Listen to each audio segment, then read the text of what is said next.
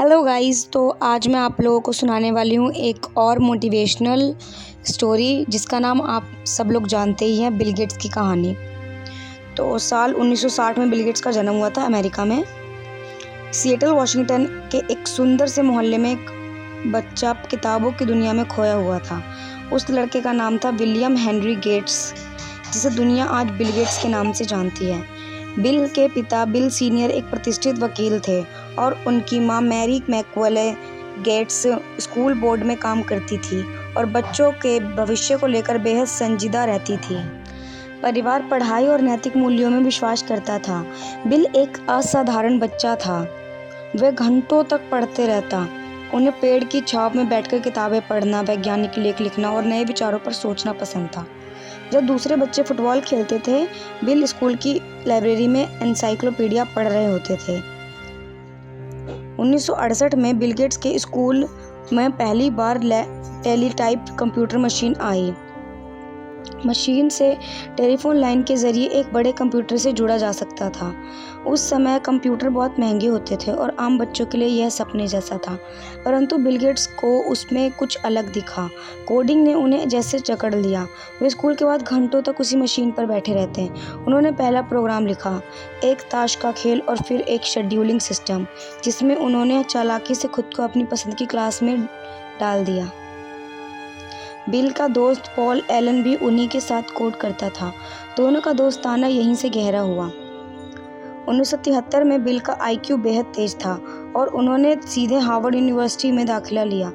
वहाँ के गणित के और कंप्यूटर साइंस पढ़ते थे। लेकिन फिर एक दिन पॉल एलन एक कंप्यूटर मैगजीन लेकर आया जिसमें लिखा था एल्टेर 8800 नाम का एक माइक्रो कंप्यूटर लॉन्च हुआ है। बिल को ऐसा लगा मानो किसी ने उसके दिल की घंटी बजा दी हो। उन्हें समझ आ गया ये समय है कुछ बड़ा करने का।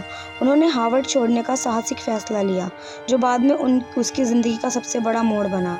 मैं नहीं चाहता था कि कोई और वो काम करे जो मेरे लिए बना था, ये उनका कहना था।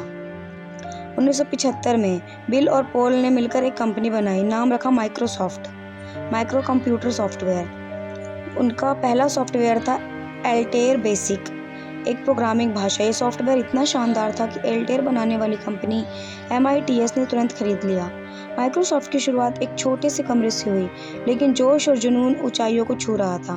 बिल बेहद परिश्रमी थे। वे पूरी रात कोडिंग करते, फिर क्लाइंट मीटिंग्स में जाते और वापस आकर फिर से काम में लग जाते। उन्होंने तय किया कि हर कंप्यूटर में एक दिन उनका सॉफ्टवेयर होगा। 1980 से 1995 के बीच उनकी सफलता का दौर रहा। माइक्रोसॉफ्ट को बड़ी कामयाबी मिली। IBM ने बिल से एक ऑपरेटिंग सिस्टम मांगा। बिल के पास तैयार सिस्टम नहीं था, लेकिन उन्होंने एक छोटी कंपनी से QDOS खरीदा और उसे MS-DOS बनाकर IBM को दे दिया। इसके बाद माइक्रोसॉफ्ट ने विंडोज़ बनाया, एक ऐसा ऑपरेटिंग सिस्टम जिसमें पहली बार ग्राफिक्स और माउस सपोर्ट था। यह बहुत तेज़ी से लोकप्रिय हुआ। विंडोज़ 95 में लॉन्च हुआ, पर अमेरिका में आधी रात से ही स्टोर्स के बाहर लाइनें लग गई। बिल अब सिर्फ एक बिजनेसमैन नहीं थे, एक टेक्नोलॉजिकल आइकन बन चुके थे। 1994 में बिल गेट्स ने मेलिंडा फ्रेंच से शादी की, जो खुद भी माइक्रोसॉफ्ट में काम करती थी। दोनों ने अपनी सफलता को सिर्फ अपने तक नहीं रखा। 1999 में उन्होंने मिलकर एक चैरिटी संस्था शुरू की, bill and Melinda Gates foundation, जिसका मकसद था हर जीवन की कीमत बराबर है। उनका काम दुनिया के सबसे गरीब देशों में शिक्षा, स्वास्थ्य, टीकाकरण और स्वच्छता को बढ़ावा देना था। बिल ने कहा, यदि मैं बीमार बच्चों की जान बचा सकता हूँ तो मेरा अरबपति होना सार्थक है।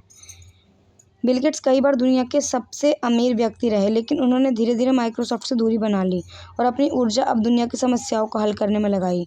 वो जलवायु परिवर्तन, कोरोना वायरस, गरीबी और शिक्षा जैसे क्षेत्रों में बड़े पैमाने पर निवेश कर रहे हैं।